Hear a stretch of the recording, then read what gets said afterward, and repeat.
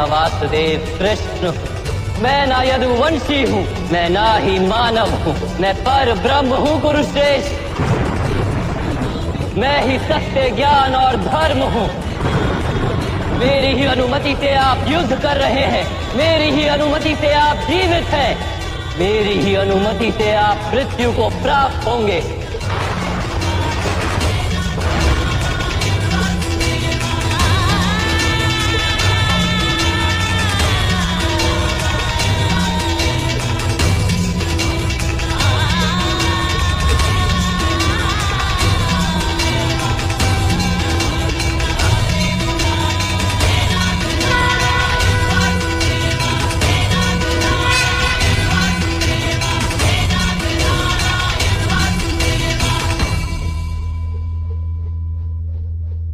मुझे क्षमा कर दीजिए वासुदेव, मैं आपके वास्तविक रूप से अनभिज्ञ था।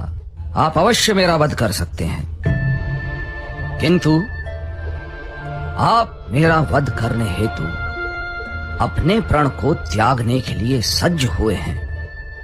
अवश्य ही मेरा कोई महान दोष होगा। क्या दोष है मेरा वासुदेव, बताइए।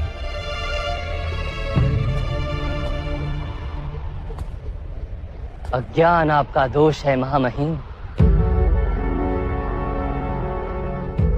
आपने धर्म के वास्तविक रूप को जानने का तो कभी प्रयास ही नहीं किया।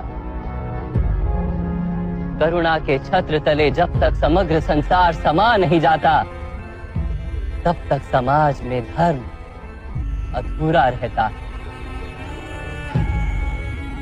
किंतु आपने केवल अपने परिवार का विचार किया, संसार के कल्याण का तो विचार ही नहीं किया आपने। इसलिए आपका त्याग भी स्वार्थ का ही रूप है। मैंने अपने पिता के सुख हेतु राज्य का त्याग किया, आजीवन ब्रह्मचर्य की प्रतिज्ञा ली। इसमें मेरा कोई स्वार्थ नहीं था वासुदेव। ब्रह्मचर्य की प्रतिज्ञा और राज सिंहासन का त्याग अवश्य उत्तम कार्य थे, किंतु आपने समाज के प्रति अपने उत्तरदायित्व का त्याग क्यों कर दिया महामहिम? कुरुवंश में आपसी संघर्ष न हो, हस्तिनापुर के राज सिंहासन के लिए युद्ध न हो, और कुरु राष्ट्र की प्रजा को हानि या दुख न हो, इसीलिए मैंने ये प्रतिज्ञाएं दी वासुदेव।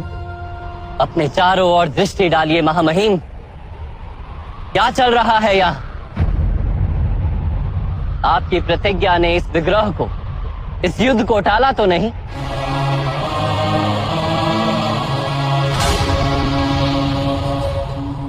विचार कीजिए महामहिम, आपने अपनी प्रतिज्ञा को धर्म माना। यदि वो वास्तव में धर्म होता तो ये महायुद्ध ही क्यों होता? वास्तव में धर्म किसी मृत विचार का नाम नहीं, ना ही किसी परंपरा का नाम है।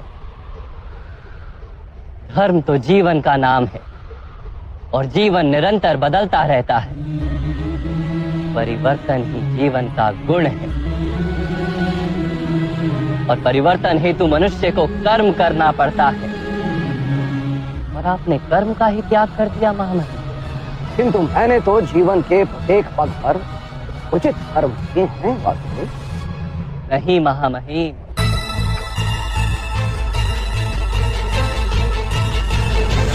इस जन्म में आप कर्म के बंधन से ना बंधें, इस कारण आपने कोई वास्तविक कर्म किया ही नहीं। कर्म का अर्थ होता है निर्णय लेना और अपने निर्णय के परिणामों को स्वीकार करना। किंतु आपने कब कोई निर्णय लिया महामहिम? महाराज पांडु के राज्य अभिषेक का निर्णय क्या आपका निर्णय था? एक जन्म से नेत्रहीन व्यक्ति राजा बनने के योग्य नहीं होता। इसलिए मेरा मत है कि ज्येष्ठ भ्राता पांडु का राज्य अभिषेक होना चाहिए। महाराज धृतराष्ट्र और महारानी गांधारी के विवाह का निर्णय। अक्षय तृतीया की शुभ मुहूर्त पर कुमार धृतराष्ट्र का विवाह गांधार की कुमारी गांधारी के साथ संपन्न हो। महाराज धृतराष्ट्र को अधर्म से रोकने का प्रयास क्यों नहीं किया आपने महामहिम? कुमार दुर्योधन पर वार करने वाले इन मत्स्य जनों का न्याय तो कीजिए। इन सबके सिर छेद कर दो। ये तो अत्याचार है। आदेश का पालन हो। युद्ध सभा का निर्णय और उसमें पांचाली के अपमान को ना रोकने का निर्णय। रामा, आपकी कीर्ति तो समग्र आर्यवर्त में है। आप तो स्वयं माता गंगा के पुत्र हैं। अपनी समक्ष ऐसा व्यवहार देख के आप मान किस प्रकार रह सकते हैं? इस युद्ध का निर्णय आर्यवर्त में धर्म की फिर से स्थापना करने के लिए युद्ध अनिवार्य है। सभी अधर्मों को रोकने का आपके पास सामर्थ्य भी था और शक्ति भी, किंतु आप निर्णय नहीं ले सके महामहिम। आप केवल अपनी प्रतिज्ञा और अपने प्रण से बंधे रहे। मैं दास बनकर अपना जीवन व्यतीत करूंगा। वास्तव में कर्तव्य के नाम पर निर्णय लेने के उत्तरदायित्व से आप भागते रहे।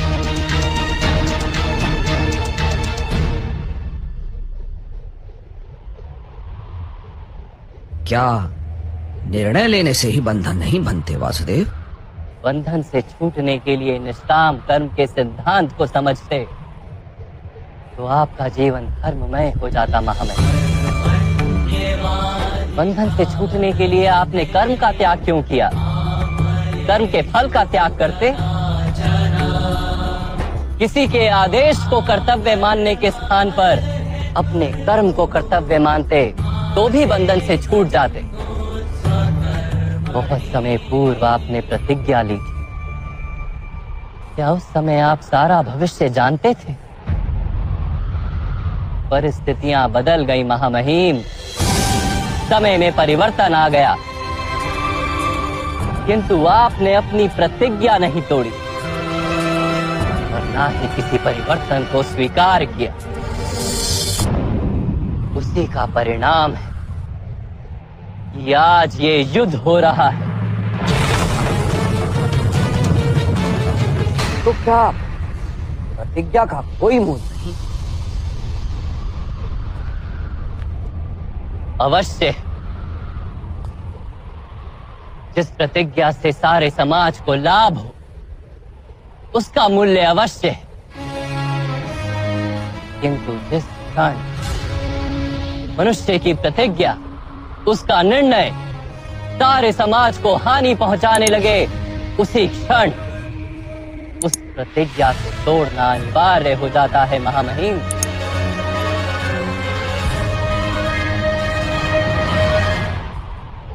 आज पांडवों के पक्ष में रहकर युद्ध करने का निर्णय यदि आप ना ले पाए तो कम से कम शस्त्रों का त्याग करके अपनी मृत्यु को स्वीकार कर लीजिए।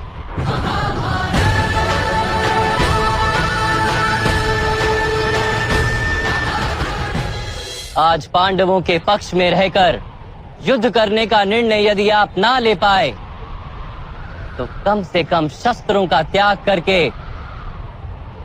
अपनी मृत्यु को स्वीकार कर लीजिए। मैं स्वीकार करता हूँ वासुदेव।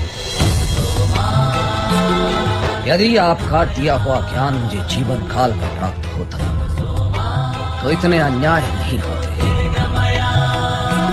किंतु जीवन में ना सही, मृत्यु में आपका दिया हुआ ज्ञान अवश्य उपयोगी होगा।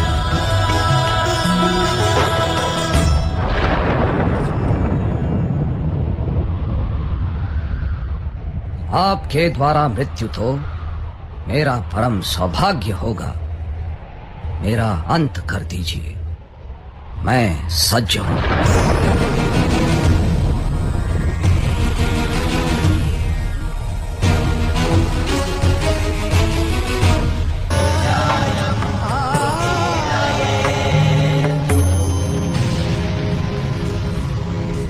मेरी मृत्यु काशी की राजकुमारी देवी अम्बा के हाथों लिखी है वासुदेव,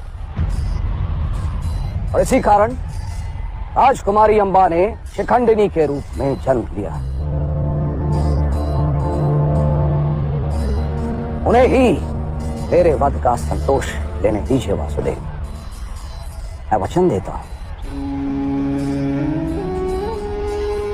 मैं वचन देता हूं वासुदेव, मैं उनकी प्रतीक्षा करूं। और जिस दिन रणभूमि में वो मेरे समक्ष उपस्थित होंगी, मैं अपने सभी शस्त्रों का त्याग कर दूंगा। तब तक मैं हस्तिनापुर के सैनिकों का रक्षण अवश्य करूंगा, किंतु आपके किसी भी सैनिक की मृत्यु मेरे हाथों से नहीं होगी। ये ना मेरा कर्तव्य है और ना ही किसी का आदेश। ये मेरा निर्णय है वासुदेव।